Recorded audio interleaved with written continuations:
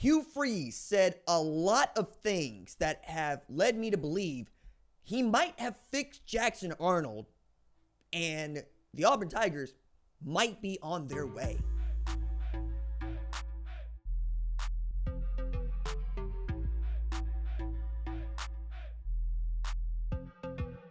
What's up, kinfolk? It's RJ Young. I am not on a step mill.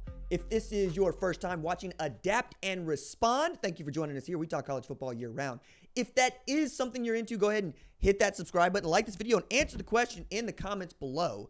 Do you believe that Jackson Arnold is due to have one of the best seasons by a Hugh Freeze quarterback that we have ever seen in what is a pivotal year for Hugh Freeze and the Auburn Tigers? Also going to take this opportunity to remind you, we've got an audio podcast on Apple and Spotify.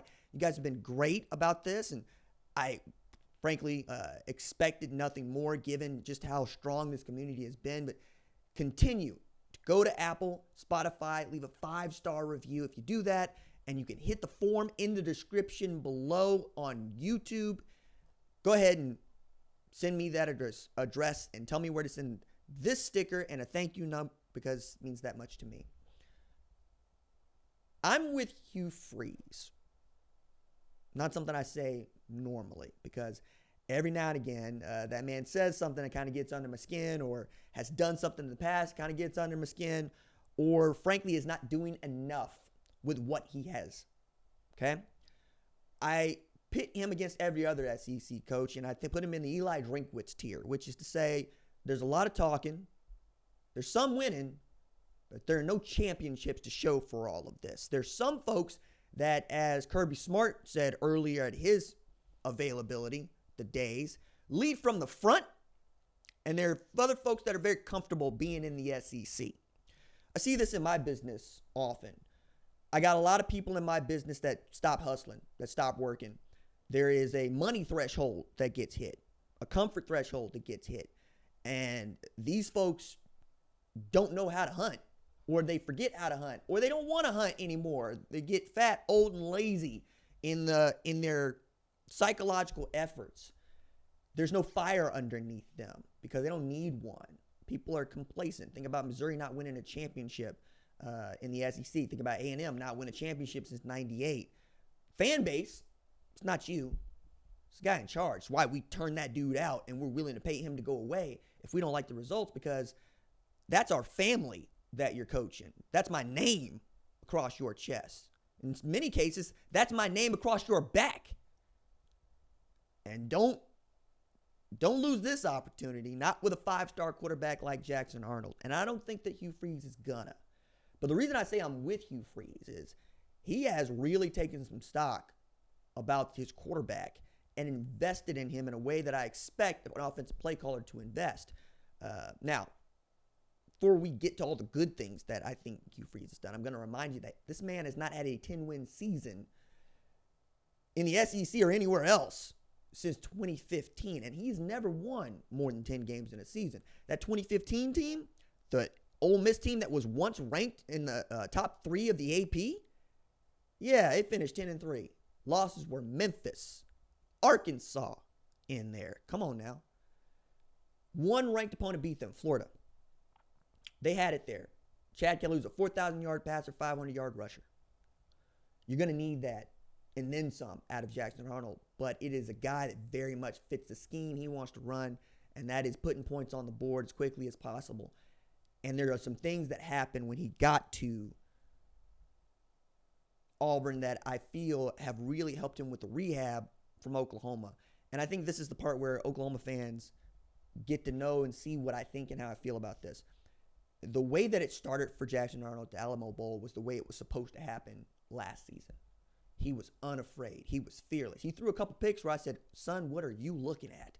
And I said this to close friends going, I don't know about it. He keeps slinging like this.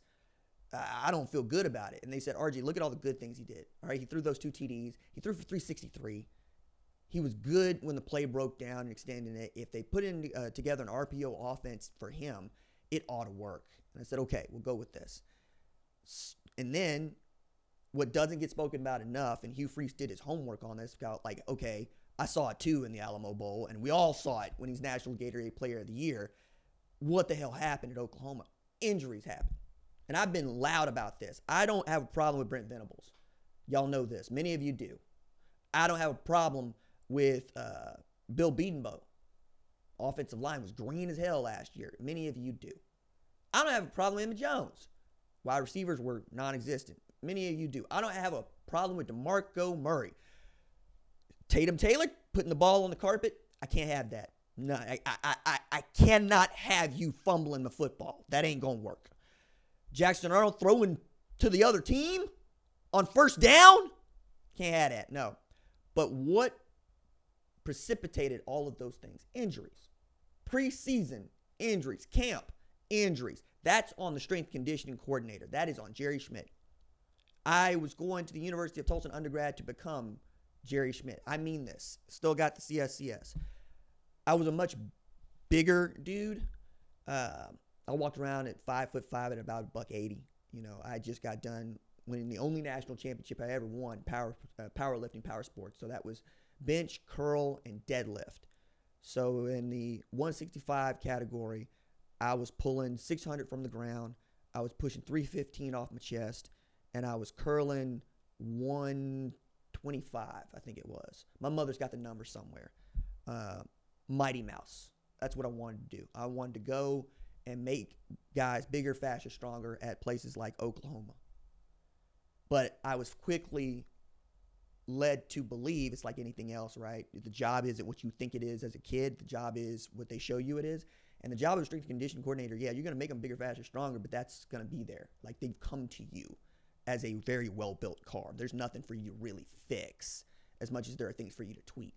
But your job is to make sure the car runs and is in the best possible shape when it gets time to run that Grand Prix. That means you don't break them. That means you make sure they hold up for the entire season. So when you see things like ACL tears all across the board, or Achilles tears all across the board, or pectoral injuries, bicep injuries all across the board, that's about the training regimen. That's the periodization. That's the science. What did you push? How did you push it? When did you push it? How much running did we do? There is a fine line between pushing someone to be better and injuring them. I think Oklahoma went over the line last year. Jerry Schmidt is minted in my profession, in the profession I want to go in. So last year feels like the anomaly that it was, because you didn't, in the hierarchy, right? Schmidt, Tommy Moffitt, Mick Marotti, like, I keep going. These are superstars of what I wanted to do. So I was disappointed last year with all the injuries that happened and how little the athletic training staff could gain trust from many of the players that opted to transfer out. Gavin Sawchuk to Florida State, Nick Anderson, LSU, yada. So Hugh Freeze takes that into account, the injury rate, and he says, okay, I think I got it now. Because what I see is a dude who, one, he's got the arm talent to make any throw I want, is comfortable with sticking a ball in the belly and pulling it out, can extend the play with his legs, and has hips quick enough to get out of that mesh into an RPO slant and make it go, or even the deep out or deep go, right? Some of us make this our preferred offense in EA Sports College Football 26 because we've gotten so good at it, because it is a particular skill set. It's a different way to pitch. So they rebuilt his confidence by having him just throw and throw and throw to receivers, Cam Coleman, Eric Singleton down the line. And then Hugh did something I thought was impressive. He did a psychological profile on himself and all of his quarterbacks so that he could best reach a guy like Jackson quickly.